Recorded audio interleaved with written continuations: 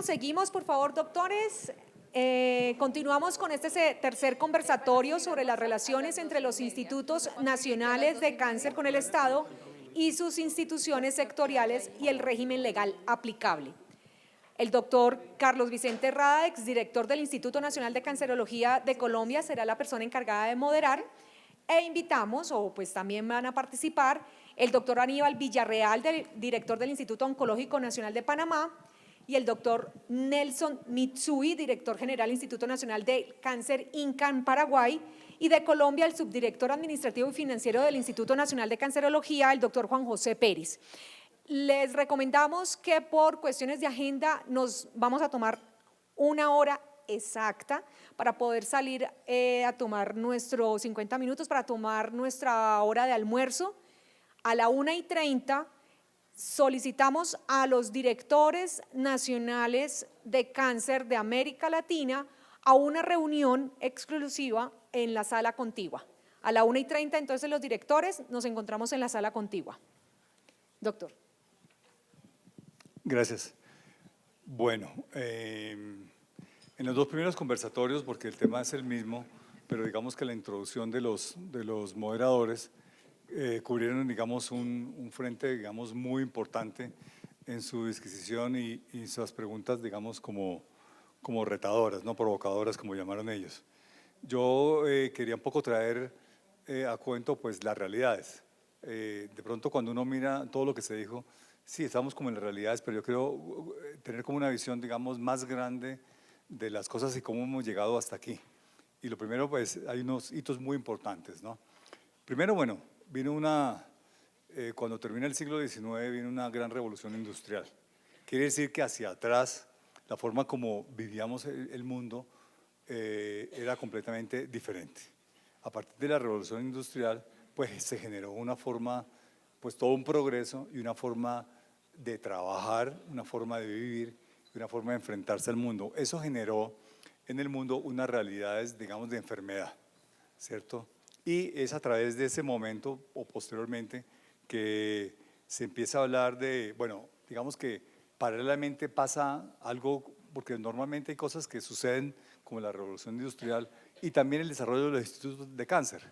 Simultáneamente que se desarrollaron en Francia los desarrollos científicos con el radio, hubo un desarrollo por algunas inquietudes europeas y se desarrollaron algunos institutos nacionales de cancerología como una política y un conversatorio, digamos, muy profundo de cómo resolver esa realidad, ¿no?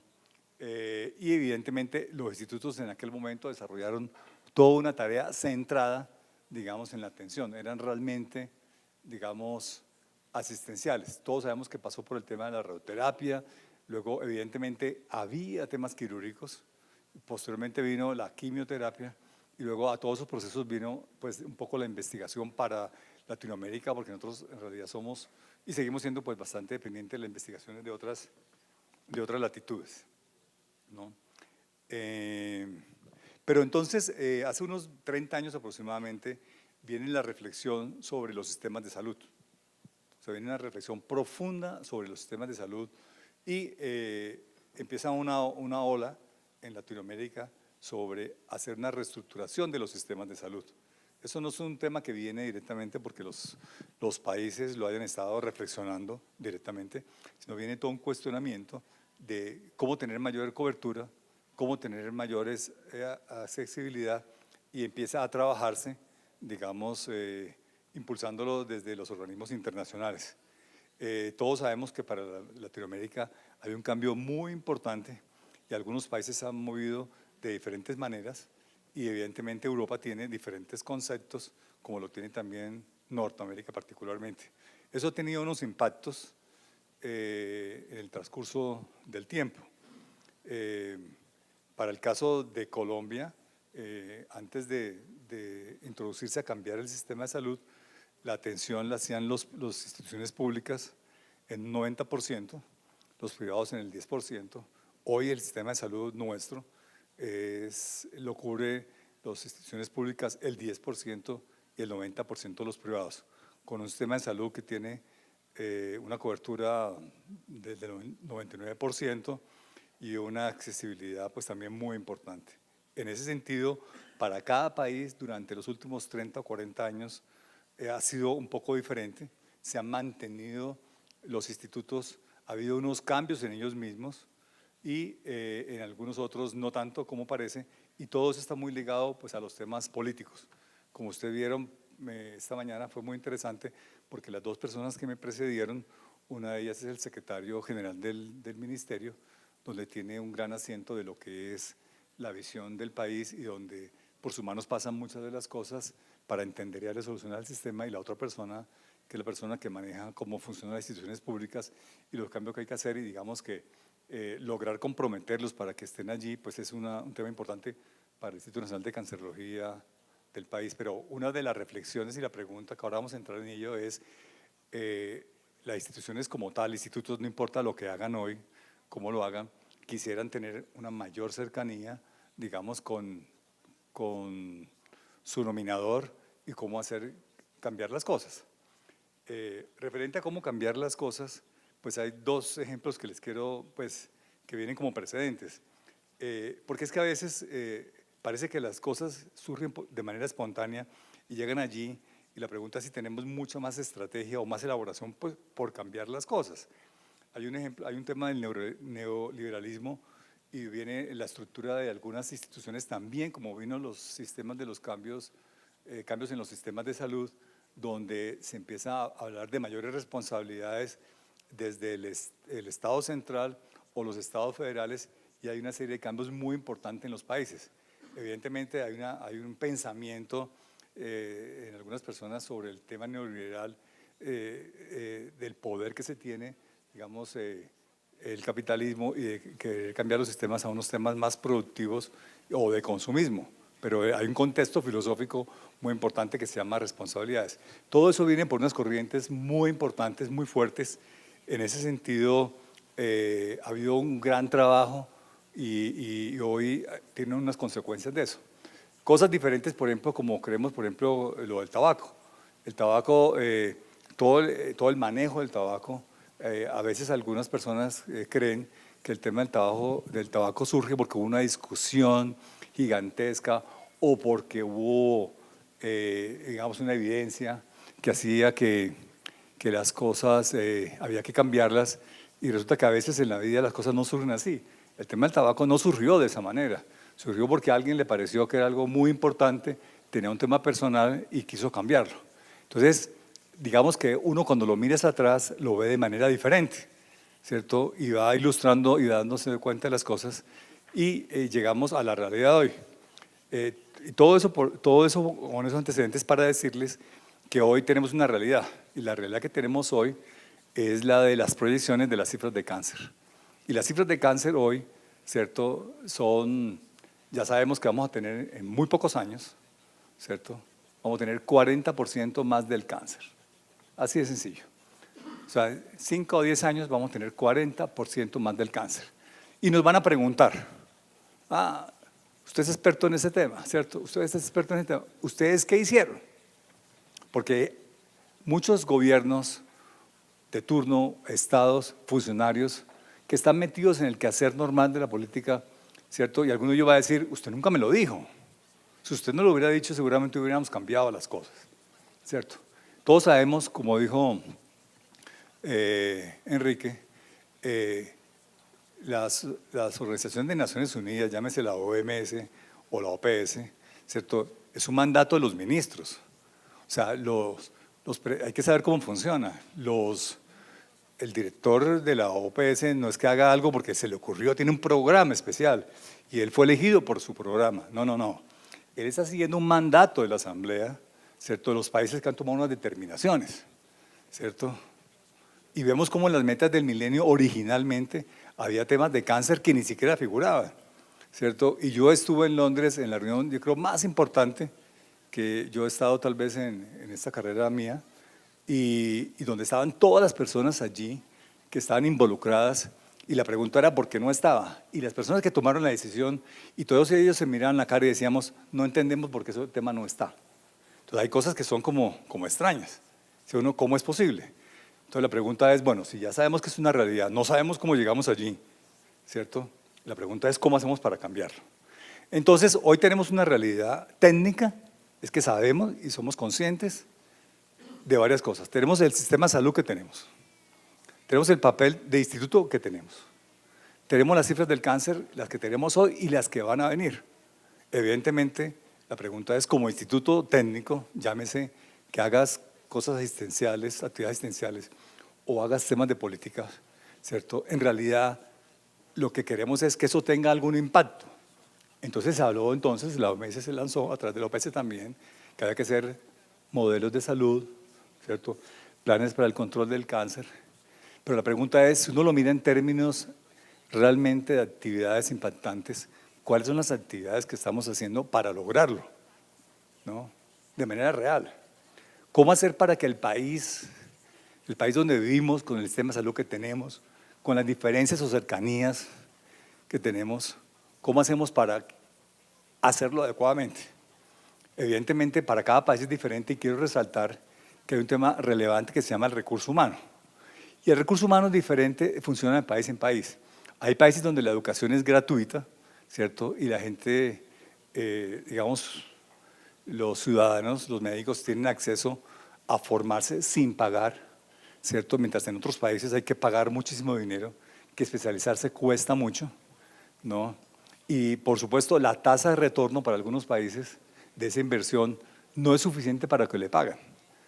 Y en algunos sistemas de salud, como el caso de Colombia, ¿cierto? Se paga un dinero muy importante, la tasa de retorno no es suficiente, pero tenemos un tema que se llama el mercado. Y el mercado nuestro, porque se parece mucho al sistema americano, donde la industria y donde la realidad de la investigación hace que afuera se gane un dinero muy importante, como lo mencionaste, Berta, en Chile. Entonces, las instituciones públicas, que son las que modelan muchas veces o moderan la atención, vayan perdiendo recurso humano, ¿cierto? Y si todo el recurso humano está bajo un esquema, digamos, de consumismo, por eso mencioné lo del neoliberalismo, entonces en los propósitos centrales del control del cáncer, que son las acciones de salud pública, pero también asistenciales, ¿cierto?, se empiezan a deteriorar. Evidentemente, la industria, mediante la investigación que ellos hacen, ¿no?, ha permitido, digamos, tener avances muy importantes. Alguien ayer de los médicos mencionaba que hay avances muy importantes. Por ejemplo, hoy el melanoma, hace muy pocos años, 3, 4 años, tener melanoma básicamente era morirse. Hoy en día tenemos medicamentos que en realidad hacen la diferencia entre vivir y morir, ¿cierto? Y cuestan un dinero muy importante. Mientras tenemos una enorme cantidad de medicamentos donde se le da un mes de vida más al paciente, que cuesta un dinero muy importante, y en realidad, desde el punto de vista de salud pública, un mes más de vida para un paciente no es importante, o hacerle una quimio a un paciente en la UCI, que se le aplica y a los 2 días muere, con unos costos elevados, es complejo. Entonces, digamos que vivimos un poco de razones, pero desde el punto de vista de salud pública, tenemos que hacer acciones, y esas acciones van encomendadas a que los institutos que tienen una parte técnica que conocemos lo que hay que hacer, cómo hacemos para que los países, llámense los ministerios o quien lo delegue, permiten hacerlo adecuadamente, y también que haya otras instituciones donde las actividades a veces se cruzan. Los institutos a veces se cruzan con otras actividades que le quitan, digamos, poder. A veces los estados contratan otra institución para otras actividades y luego la responsabilidad queda un poco diluida allí. Entonces la pregunta entonces es, sabiendo esta realidad, ¿cierto?, ¿cuál sería para ustedes, desde la realidad jurídica, que ya la conocimos, desde el punto de vista de los recursos humanos, desde el punto de vista del financiamiento, cuáles serían las posibilidades que tuvieran los países para enfrentarse a esa realidad que tenemos? Y la manera de decirlo es, si dentro de 5 años pasara esto, pues la pregunta a cada uno de ustedes es, ¿qué podrías haber hecho? En el caso de Paraguay, en el caso de Panamá, ¿qué se podría haber hecho desde lo que se tiene hoy para convencer a quien tiene la verdadera responsabilidad? Porque evidentemente la responsabilidad de quien la tiene generalmente es política, pero más allá del tema político, por eso puse el tema del tabaco, de cómo salió un tema por inspiración de alguien, y termina siendo una política pues de Estado para muchos de los países. Entonces vamos a darle el micrófono inicialmente para provocar la respuesta a Paraguay, el doctor Mitsú y el doctor Aníbal también de Panamá. Pero a mí me gustaría más que la presentación, porque la presentación la conocemos, pero la pregunta es eso, es salirnos un poco del esquema de los temas allí, sino la pregunta es enfrentado a tu realidad, ¿cierto? De las cifras del cáncer que tenemos, que tenemos hoy, las que vamos a tener para los próximos 5 o 10 años, ¿cómo enfrentar realmente, reducir las cifras de cáncer en el país? ¿Cómo es la relación? Entonces la pregunta puntual entonces es, ¿cuál es la relación con quien tiene el poder de tener el modelo de control de cáncer? ¿Cuál es la relación con el Estado? Y eso evidentemente ya hablamos de la figura jurídica, cada uno es. La figura jurídica es relevante, ¿cierto? Si uno tiene capacidad jurídica para poder tener cercanía, entonces la primera es cuál es la situación jurídica de ustedes, cómo es el tema del recurso humano para poderlo hacer y cómo hacer que el Estado pudiera realmente transformar esto en un plan, digamos, efectivo. Entonces,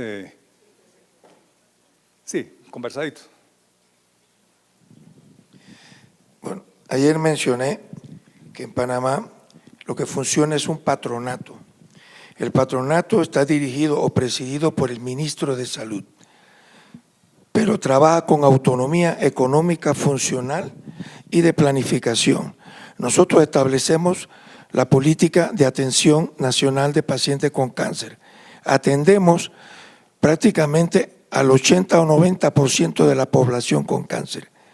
Se exceptúan aquellos casos que acuden a la práctica privada o aquellos que sencillamente no acuden. El presupuesto nuestro es dotado por 4 fuentes de financiamiento. La principal es el gobierno central, le sigue lo que paga la Caja del Seguro Social por la atención de la población asegurada, el que procede del impuesto del tabaco y por último los fondos de donaciones y autogestiones.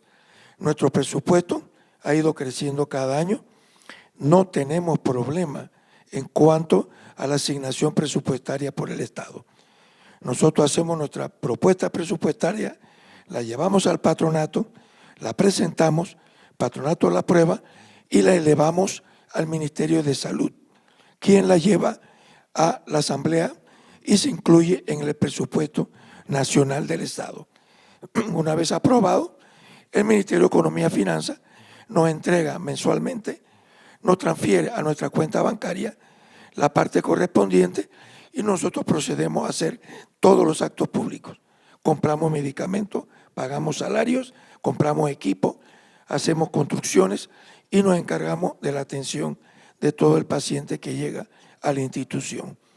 De esa forma cubrimos la mayoría de la población que acude y no tenemos diferencia en cuanto al costo de medicamentos. Se atiende por igual al que no paga nada como al que paga el 100% del costo, el cual es rarísimo, esos son muy pocos. Pero en principio el mecanismo es de salud igual para todos, atención integral de salud a toda la población. Y eso lo hacemos sin mayor problema ni miramiento.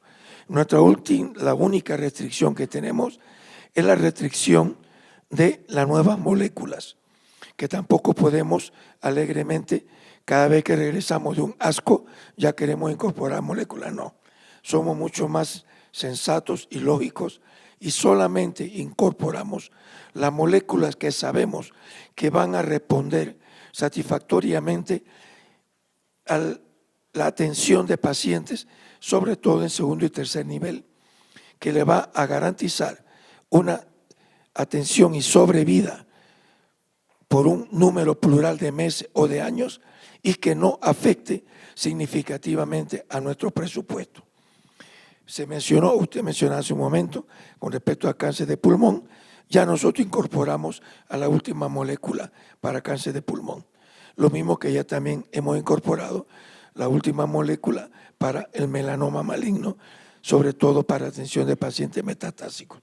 Sabemos que la atención de cada paciente de estos nos cuesta aproximadamente $250,000 al año, cada paciente, asumiendo que llegue a un año la vida de él. Y destinamos a cada una de esas moléculas $1 millón para cada una de ellas, para la compra del presupuesto de un año. Y así como esos ejemplos, también estamos adquiriendo un PET-CT, lo mismo que estamos a punto de conseguir un resonador, PET resonador y PET-CT. Queremos tener ambos equipos y como estamos a punto de, esperamos la conclusión del hospital nuevo, son equipos que serán incorporados al nuevo edificio que estamos construyendo. En principio, nosotros somos responsables ante el Estado y ante el pueblo de la lucha que se hace por la atención del paciente con cáncer. Y gracias a Dios, la aceptación ha sido buena en ambas direcciones. Y por boca del presidente, en el discurso en octubre del año pasado, conmemorando la campaña de la cinta rosada y celeste para prevención de cáncer de mama y próstata, mencionó que el Instituto Oncológico era la institución del Estado que daba la cara como eficiencia en el sector salud. Y creo que eso nos llena de satisfacción a los 1,000 empleados que trabajamos en esa institución. Doctora Daniel, una pregunta. ¿Cómo es la remuneración o si tienes un riesgo de los pérdida de recursos humanos o retención de recursos humanos porque afuera en lo privado existe una mayor remuneración y hay pérdida o posibilidad de pérdida o riesgo de pérdida de ese recurso humano? ¿Cómo es la situación en Panamá, ese caso? Siempre es un riesgo. Este riesgo lo tenemos. Sí, es un riesgo que tenemos. Efectivamente, hace un mes firmé una licencia sin sueldo por un año. Yo sé que ese no va a regresar. Ese fue a probar a la calle y lo más seguro que se quedará en la calle. Nosotros estamos formando 3 residentes por año en oncología médica, que es la que más ocurre ese problema. Las ramas quirúrgicas casi todas son permanentes, los radiooncólogos también, pero los oncólogos clínicos son los que más desertan. Sin embargo, lo que tenemos satisface la necesidad del instituto, no así nuestro intento de proyección de crear unidades de atención en las capitales de provincia para evitar el desplazamiento de la población hasta la capital. Eso no lo hemos podido lograr por eso, pero también ya escuchando a colegas a lo que les he preguntado, creo que llevamos la solución y la solución es el poderoso caballero es don dinero, hay que pagar. Las leyes nuestras de los profesionales son productos de acuerdos de huelgas. En consecuencia, todos los trabajadores profesionales de la salud del Estado entran en escalas que están establecidas por normas. Entonces, ¿cómo hago yo para pagarle más? Sencillamente le doy turnos extras. Claro, afecto su calidad de vida. Pero si él un sábado en la mañana me puede hacer 2 mastectomías, él se gana $750. Y él va y lo hace. Porque es un sábado que opera 2 mastectomías. Y como son 2 salones, son 4 cirugías menos que tengo para la semana. Me liberó. Y así es como lo resuelvo. Le pago turnos especiales o el trabajo a destajo. Tengo que poner catéter de subclavia. Entonces ven en el turno por la tarde y yo te lo pago como un turno extraordinario. Y tú me haces, eso sí, me haces 5 catéteres y te ganas $250 por 3 horas de trabajo. Y lo hacen. Y de esa forma yo resuelvo mi demanda y ellos quedan satisfechos.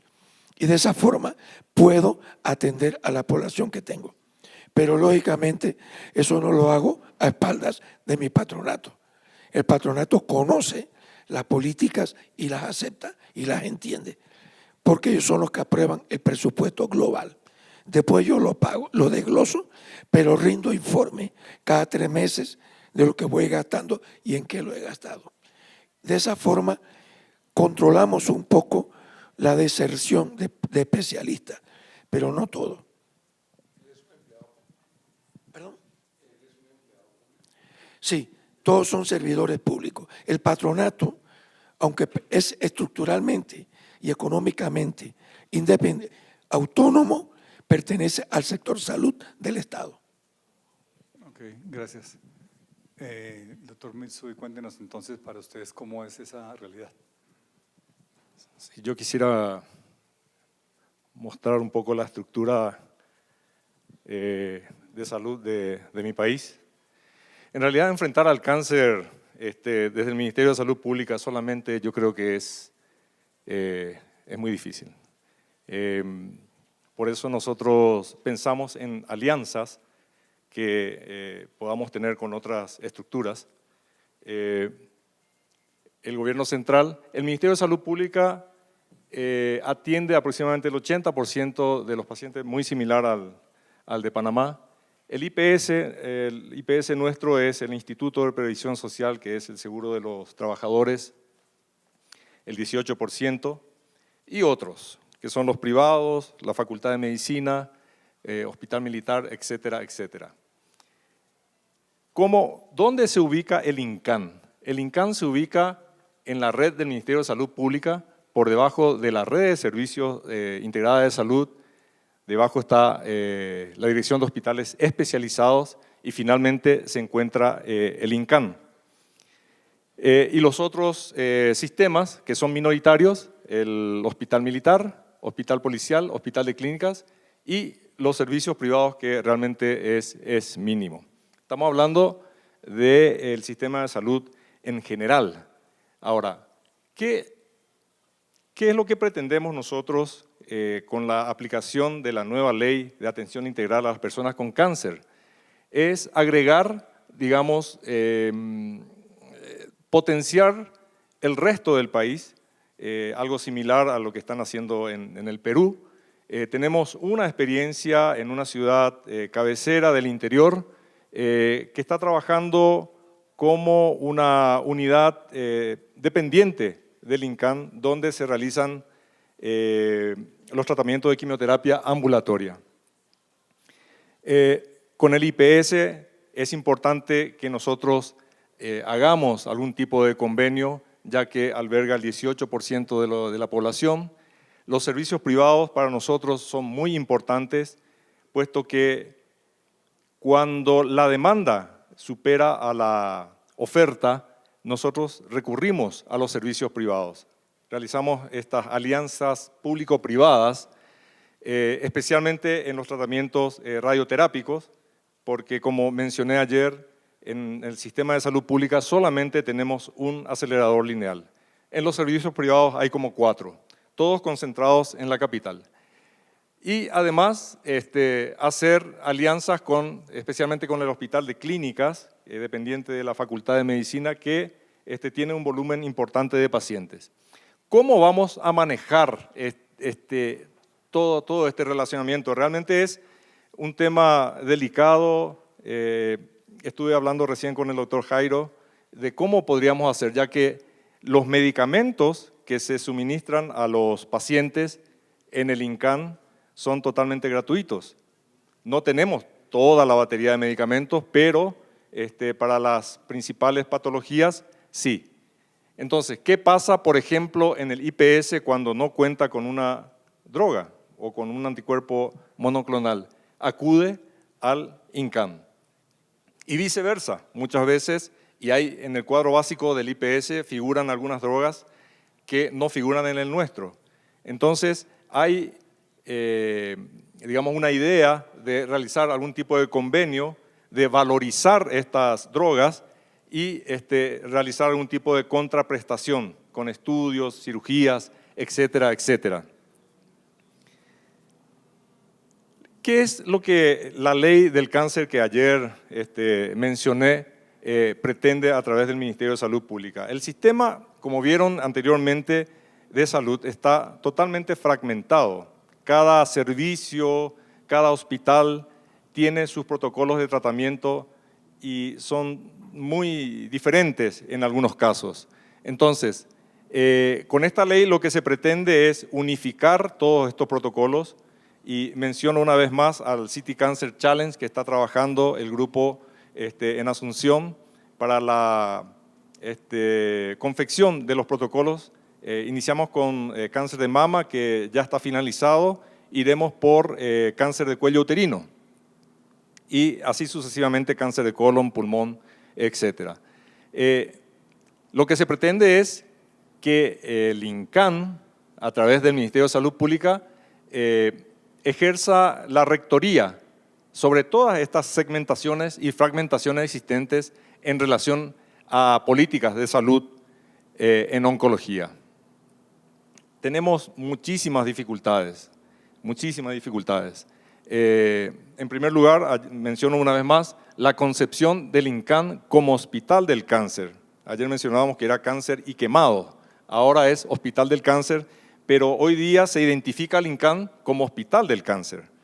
Un poco diferente a la realidad de la Argentina, que el INC, el Instituto Nacional del Cáncer, es totalmente independiente, digamos. Pero para nosotros y para la población en general, cuando se habla de INCAN es hospital del cáncer. Tenemos una dependencia absoluta del Ministerio de Salud Pública. Todo pasa por el Ministerio de Salud Pública. Por citar algunos ejemplos, y hasta ridículos, el presupuesto lo asigna el Ministerio de Salud Pública. Si bien con este nuevo gobierno hubo un aumento importante en cuanto al presupuesto en relación al año pasado, pasó de 8 millones a 40 millones de dólares, pero dentro de este presupuesto incluye los salarios de todos los funcionarios del Hospital del Cáncer, la compra de medicamentos, la compra de equipamientos, los mantenimientos, etcétera, etcétera, pero lo administra el Ministerio de Salud Pública.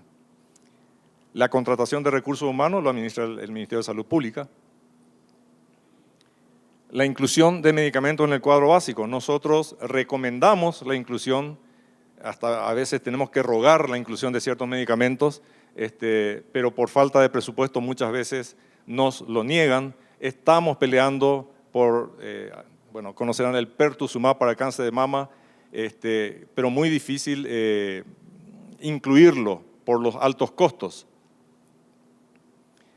La compra planificada de medicamentos tiene que pasar por el Ministerio de Salud Pública.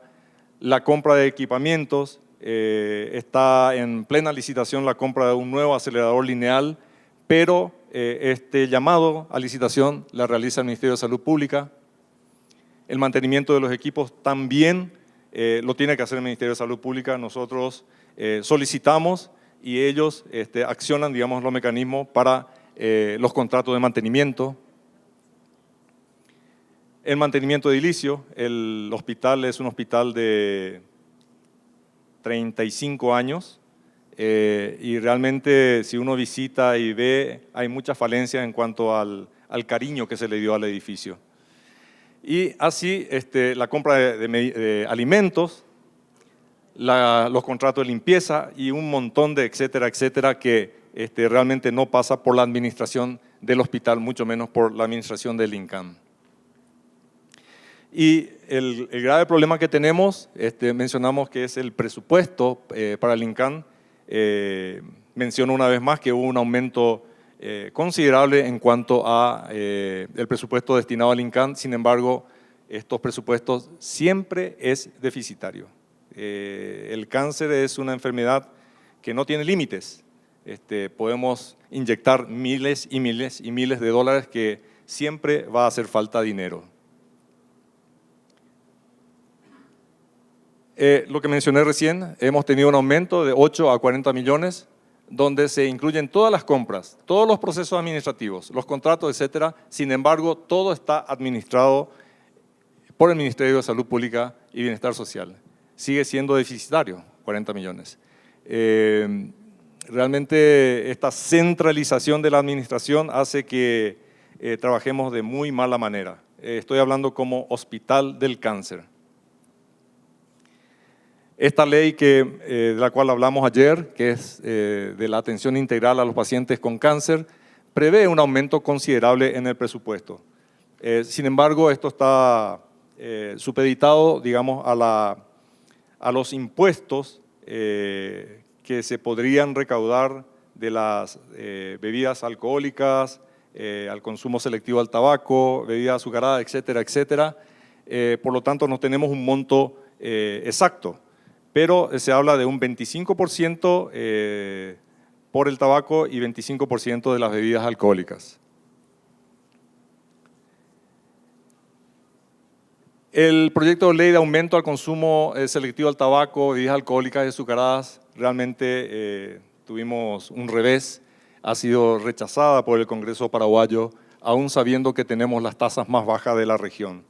Realmente este tipo de proyectos de ley debería ser pensada, diseñada por médicos. No me parece que un abogado o un legislador que no tenga nada que ver con la medicina esté pensando en estos impactos. Y tal es así que prácticamente por unanimidad ha sido rechazada. Ustedes saben de que el presidente anterior del Paraguay, el presidente Horacio Cartes, es un empresario exitoso tabacalero. El tabaco es una carga económica para el país. Se estima que causa gastos por enfermedad por más de 300 millones de dólares al año. Sin embargo, solo se recauda 70 millones en impuestos. Bueno, esto es lo que quería compartir con ustedes. Muchas gracias. Preguntar dos cositas. El tema de prevención y promoción, ¿de quién es la responsabilidad? Y la segunda es el riesgo de los recursos humanos de la fuga o la retención de ellos, ¿cómo es? Esos dos punticos puntualmente. Bueno, dentro de la estructura del Ministerio de Salud Pública existe una dirección denominada PRONAC, que es el Programa Nacional del Control del Cáncer, que se encuentra debajo de la dirección del INCAN. Creo que en octubre en Río de Janeiro estuvo la doctora Marina Ortega. Ella está dentro del Programa Nacional de Control del Cáncer de cuello uterino. Es una estructura realmente débil, considerando de que apenas tiene 5 funcionarios trabajando en esa estructura. Son 3 médicos y 2 administrativos.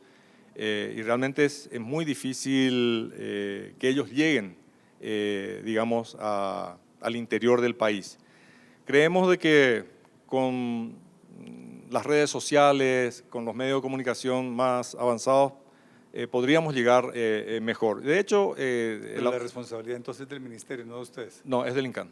Es del INCAN.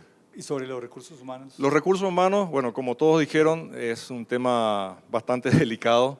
Retener un recurso humano es complicado. Sin embargo, la estrategia que ha implementado el Ministerio de Salud Pública con relación a los residentes que terminan una especialidad en general es destinarlos al interior, a las principales ciudades cabeceras del interior, con un contrato ligeramente mejor al de la capital, con una carga horaria de trabajo un poco mayor, tratando de esta manera de que este especialista quede en esos lugares. En relación específicamente a los oncólogos clínicos, nosotros solicitamos que vayan a los lugares donde puedan realizar una práctica de clínica oncológica satisfactoria. Especialmente tenemos 3 o 4 ciudades importantes y a esos lugares estamos apuntando. Algunos regresan a la capital al terminar y yo diría que el 70-80% se quedan en el interior. No tenemos grandes problemas con los cirujanos y los radiooncólogos realmente son muy pocos y ahí tenemos un problema, porque como son pocos, los sanatorios privados tratan de quitárnoslos, pero estamos en la lucha. Ok, gracias. Bueno, el doctor Juan José, unos pocos minutos para que nos cuente entonces, primero las relaciones con el Estado. Ese es un folder, ya hace el micrófono el doctor Juan José Pérez. El doctor Juan José Pérez es el subdirector administrativo y financiero del Instituto Nacional de Cancerología de Colombia. Entonces, Juan José, la pregunta es, las relaciones con quien maneja la política y el tema de recurso humano y las dificultades en esas dos grandes áreas, ¿no? Aló. Buenas tardes a todos. A la doctora Carolina, gracias por permitirme dar estos datos y siéntase el equipo del instituto en la libertad de complementar. Esta es una visión muy técnica, mucho de datos, que son los datos que yo manejo. Entonces, me enfocaré en cifras y datos que creo que le puede orientar a dar información a los demás institutos. Estos 8 minutos que voy a emplear los distribuiré en 3 componentes. El primero, complementar los datos del instituto para que el Grupo de Latinoamérica conozca un poco mejor algunos datos integrados. Algunos ya han sido dados, otros los complemento. Segundo, en la segunda parte me enfoco en la pregunta 1 y 2, la que tiene que ver con el relacionamiento de la parte jurídica y presupuestal. Y cierro con el tema de las dificultades, sobre todo las relacionadas con talento humano, y algunos temas que tenemos de aprendizajes y de lecciones aprendidas. En principio, el instituto, ya lo sabemos, 85 años, tenemos más o menos un volumen de 200.000 consultas al año, se hacen más o menos 7.000 cirugías al año, 4.000 radioterapias, 16.000 quimioterapias. Hay más o menos 2.200 estudiantes que pasan al año por el instituto. Hay entre 130 a 150 médicos, los cuales la mayoría ejerce actividades de docente, y no todo es investigación como quisiéramos, pero también ese porcentaje es creciente. El instituto, igual que otros, hemos visto aquí, no maneja un volumen alto de pacientes del país, apenas el 8 a 10% de los pacientes nuevos, y atiende en general en un año más o menos 30.000 pacientes. En términos presupuestales, el instituto tiene un presupuesto aproximadamente 90 millones de dólares. De esos 90 millones de dólares, el 77% obedece a recursos propios, ya ahorita desarrollo ese componente, y un 14% de recursos nación. En la situación presupuestal que muestra México, nosotros estábamos hace 10 años, que era un 60-40. La tendencia nuestra es creciente y todavía puede que suba más, que lleguemos seguramente al 90-10. Desde el punto de vista de la pregunta 2 y 3, complemento lo que ya fue mencionado por los compañeros del instituto. El instituto depende directamente del ministerio, es una entidad especial, se denomina instituto, pero en la estructura reglamentaria y legal es la empresa social del Estado. La empresa social del Estado en Colombia es una entidad igual similar a la que han descrito, es descentralizada, obviamente una entidad pública, tiene algo que le da una vida especial en Colombia, que es la personería jurídica, tiene patrimonio propio, lo cual es bien importante, y sobre todo tiene una autonomía administrativa. En términos de la contratación, que es uno de los retos grandes que tenemos, si bien la norma dice que se rige por la parte privada de la contratación, en términos reales y prácticos, hay un tema regresivo y cada vez la contratación se acerca más a lo público, atendiendo seguramente al control que hemos visto en toda Latinoamérica respecto al control de los recursos, y eso nos hace bastante lentos en términos de dar respuesta a la parte misional, eso es relevante. La Junta Directiva, en estricto sentido, la preside el Ministerio de Protección y Salud, el ministro, pero obviamente desde el punto de vista de delegación y por volumen de trabajo, siempre la preside el Viceministerio de Salud Pública y Prestación de Servicios.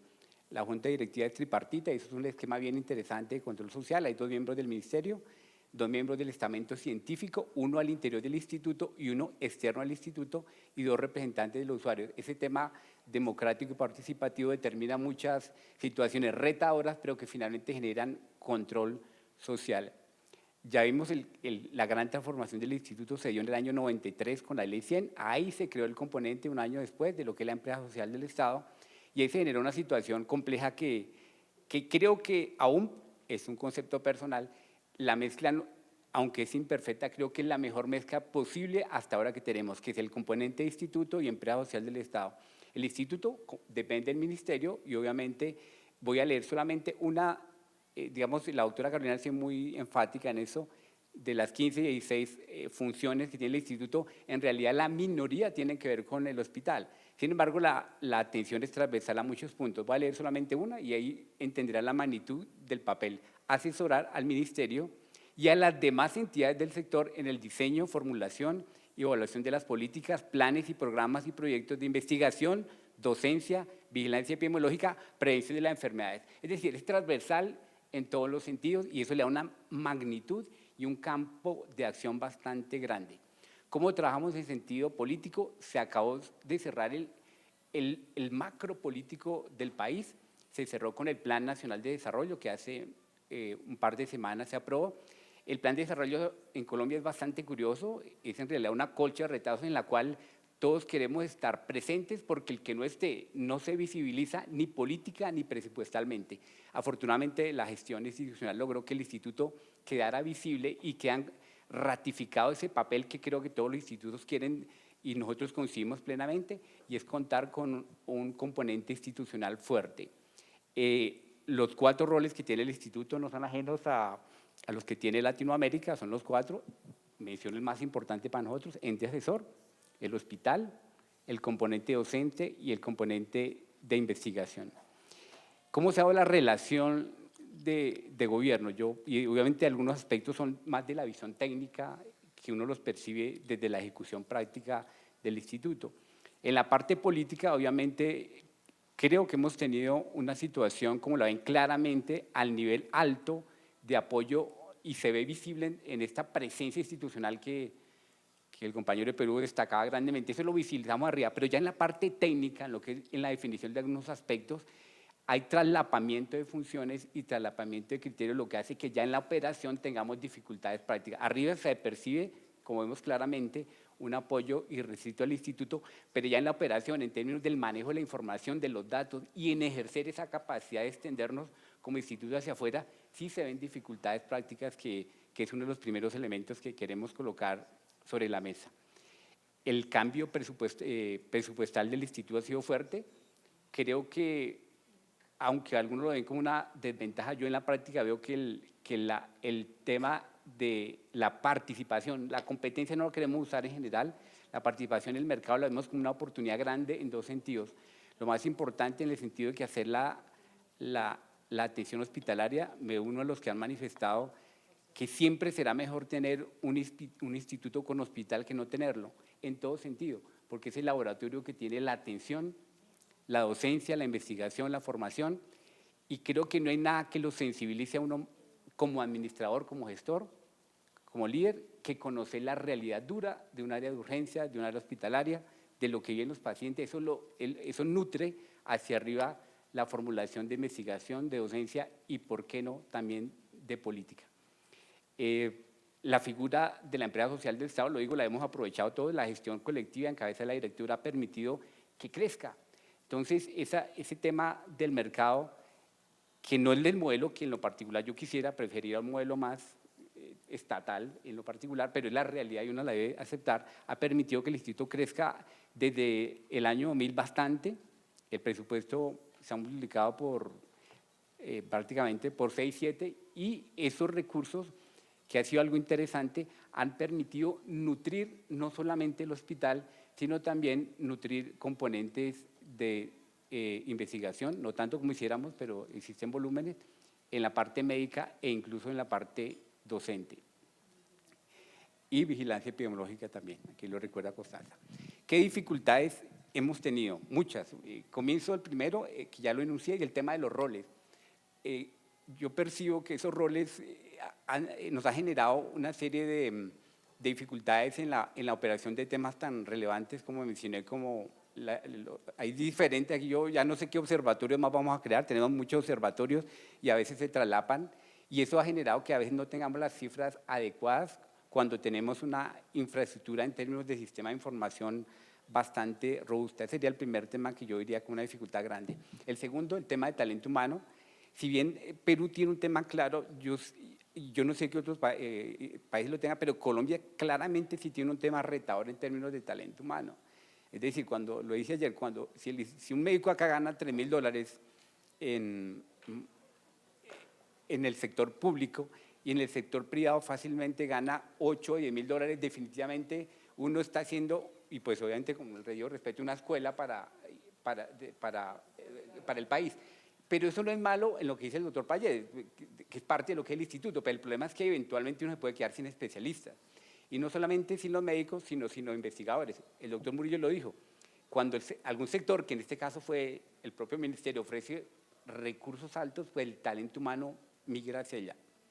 ¿Qué hemos podido hacer? El instituto en el 2009 abocó un tema de redireccionamiento, lo dijo el doctor Rada precisamente, pero fue tan exiguo, que fue un esfuerzo enorme en términos institucionales, pero en términos prácticos el incremento de la remuneración de los médicos fue solamente el 20%. Para ellos eso obviamente no es significativo. ¿Qué se hizo? Lo que ya anunció la doctora Carolina, la segunda estrategia, es unos esquemas interesantes de trabajo para pagarle un valor adicional a través de la conformación de sociedades médicas, modelos de productividad, y eso permitió mejorarlo. Es una solución que considero a todas luces temporal y que puede tener mejores desarrollos. Creemos que lo que hoy mencionaron al inicio de la jornada es más productivo. Si conservamos el instituto, que ahí tenemos, mire cómo se unen los elementos, el instituto tiene toda la estructura legal y soportada para hacer lo que es el instituto, depende del ministerio, la junta directiva, digamos de alguna manera lleva todo el liderazgo técnico. Tiene la empresa social del Estado que nutre el hospital y ahí ligado va el tema de investigación y docencia. Creemos que lo que falta en términos económicos es lograr remunerar al talento humano mejor, y eso lo podemos lograr de manera estructural a través de agregarle a esa S, o crear una especie, la doctora Carolina lo ha denominado Instituto S, para darle una libertad que necesitamos, que es la libertad del régimen laboral, que permita pagar. Tenemos los recursos, y lo digo acá, aquí yo nunca me quedo de recursos en el caso del instituto. Nuestro tema es gestión, es resultado. Entonces queremos que la propuesta es un instituto S que permita que tenga una libertad de remuneración para pagarle como corresponde mejor a los investigadores y al talento humano. Dos ideas finales. Desde el punto de vista de fuentes alternas, no sé cómo andan en otros países, pero nosotros, por lo que mencioné antes, tenemos otra dificultad o reto grande con relación al uso de los recursos, y es el uso de los recursos provenientes de investigación. ¿Por qué? Como son una entidad, por eso me tuve unos minutos en explicarlo, el control de lo público es grande, CDP, RP, contrato y Contraloría y Segunda Contraloría.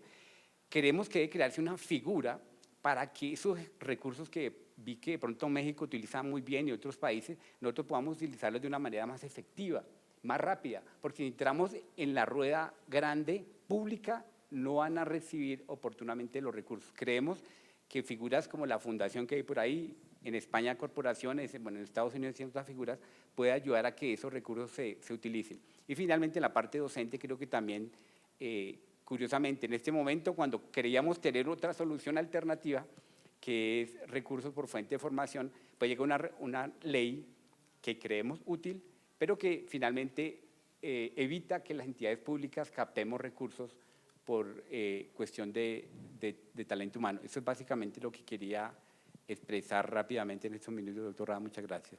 Bueno, muchísimas gracias. Ya como vemos el tiempo se acabó. Pero bueno, lo importante en estos 3 conversatorios fue entender que tenemos un reto muy importante que se llama las cifras del cáncer y lo estamos, digamos, tratando de hacer, y para eso hay que entender la estructura jurídica de las instituciones que nos da unas limitaciones o un marco que nos obliga, pero también nos da probabilidades. El otro tema, entender los retos de los recursos humanos, las dificultades presupuestales, y digamos que estos 3 conversatorios de la mañana y parte de esta tarde han servido para ilustrar lo que tenemos como reflexión, preguntas retadoras de los moderadores que permiten, digamos, hacer un benchmarking, una reflexión de qué posibilidades lo tienen otros países y cómo eso nos motivaría para hacerlo. Y evidentemente en el marco de la RIN es, digamos, luego tratar de llevar allá algunas alternativas que puedan ser inspiradores de los estados miembros o quienes hacen parte de la problemática, entendiendo los hechos importantes, como decía yo, que dentro de unos años va a haber unas cifras muy importantes de cáncer y seremos responsables porque esas cifras las podamos atenuar o por el contrario, por las dificultades que se tienen no podamos hacerla y tendremos que asumir esa responsabilidad. Entonces, muchísimas gracias a todos por la participación de esta mañana, con las ideas que tienen, y gracias por la franqueza, como lo han expresado, porque eso nos ilustra también cómo lo están haciendo otros países, cómo lo podemos hacer, y también ser inspirador para que la RIN les dé la mano en lo que crean que puede ser posible dentro de los propósitos de la estructuración que se está tratando de armar a futuro, ¿no? Sí, yo creo que estamos un poco con el tiempo, no sé si alguien quiera… No me quedó claro, los médicos que trabajan en cancerología en Colombia, ¿No pueden tener práctica privada? Digo, ¿en otra institución? Ah, ok. Sí, después del horario sí. Lo que pasa es que lo que decía Juan José es, si aquí te pagan un dinero y afuera te pagan otro, pues la gente prefiere, a ver, 10 es más que 2. Si te pagan afuera 10 y aquí 2, pues entonces yo me voy por los 10 porque pues lo quiero mucho, pero necesito hacer mercado y mejorar mi condición de vida, ¿no? A ver, pagamos poco, pero tenemos mística. Y eso es lo que más vale.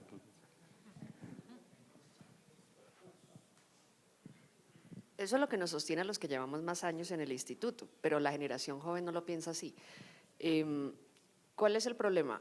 Nosotros permitimos que trabajen en otros lados, pero otros lados no permiten que trabajen en el instituto. O sea, hay algunos sitios donde exigen exclusividad. El monto de remuneración es muy alto, estaría alrededor de $10.000 o más, pero exigen exclusividad. Entonces, esas personas obviamente dicen, pero yo cómo me devuelvo a ganar mucho menos en el instituto. Es un problema de oferta-demanda.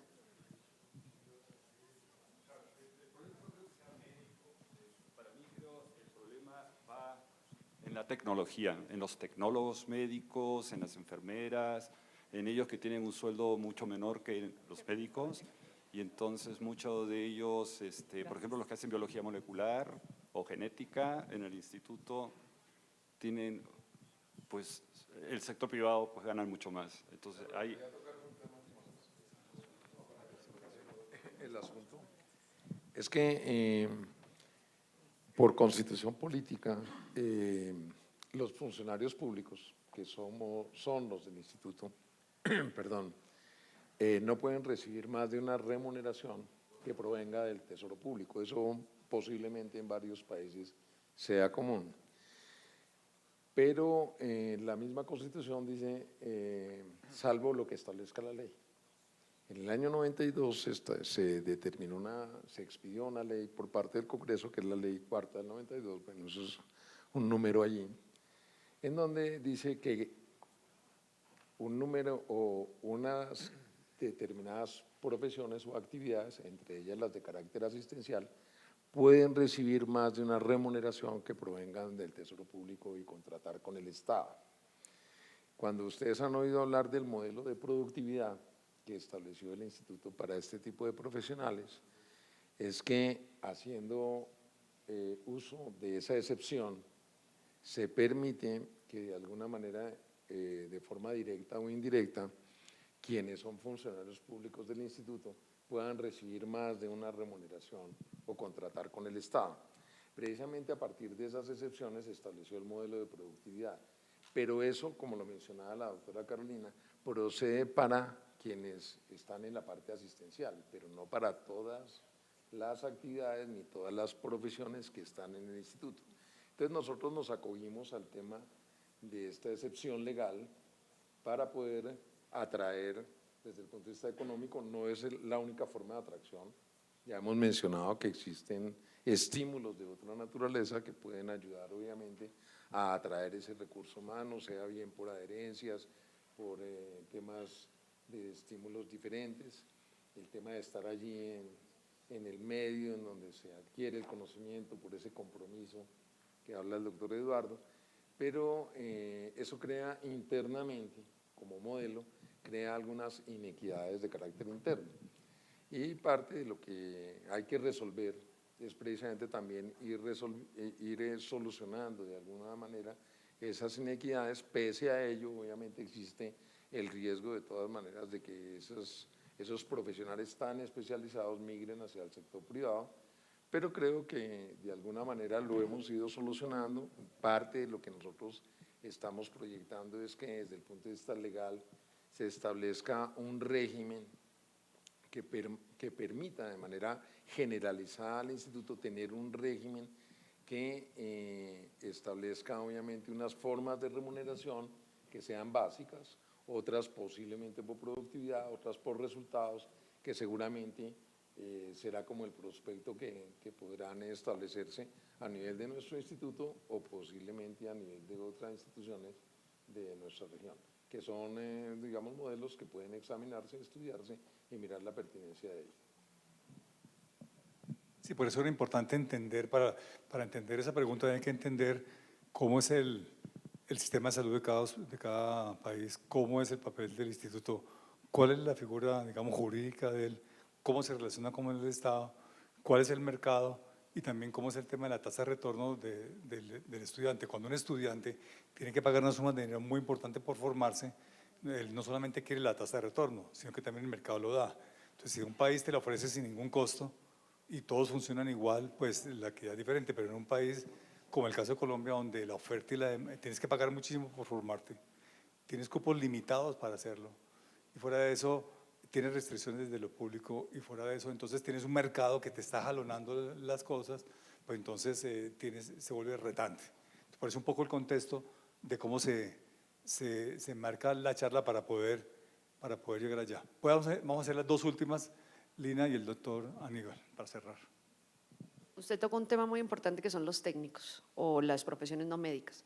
En este momento tenemos serios problemas con los físicos médicos. Los físicos médicos son físicos de formación y tienen que tener maestría en física médica y básicamente nos cubren 3 servicios: radioterapia, medicina nuclear y imágenes diagnósticas, porque además tienen labores de oficiales de radioprotección y tienen una cantidad de cosas. La remuneración estatal está por debajo de los $1.000. Y la remuneración por fuera es básicamente 2 veces y media eso. Entonces, traer gente con experiencia es muy complejo. Y finalmente lo que los retiene es básicamente la visibilidad que pueden tener siendo los oficiales o eso ante los organismos de energía atómica. Pero una vez les ofrecen 2, 3 veces, pues no hay cómo negociar. Bueno, vamos con esta última, el doctor Aníbal Serrar. Gracias. Muy poco. Se me había quedado en la respuesta, ¿cómo evito la deserción? Cuando formamos residentes, por norma, están obligados a prestar servicio en el Estado por el doble del tiempo que demoró su entrenamiento. Así que si yo tardé 3 años en formar un oncólogo clínico, él debe trabajar en el instituto por lo menos 6 años.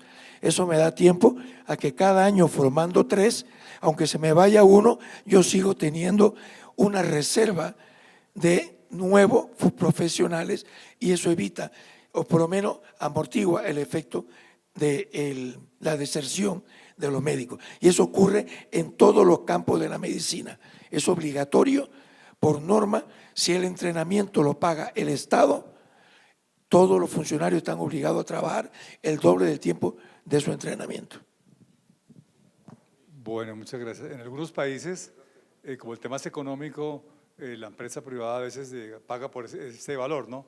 Y te libera de esa manera, porque siempre esa compensación, en algunos países mencioné, a veces paga eso, la gente prefiere decir, yo, si me tardo en formarlo, yo lo pago y lo resuelvo.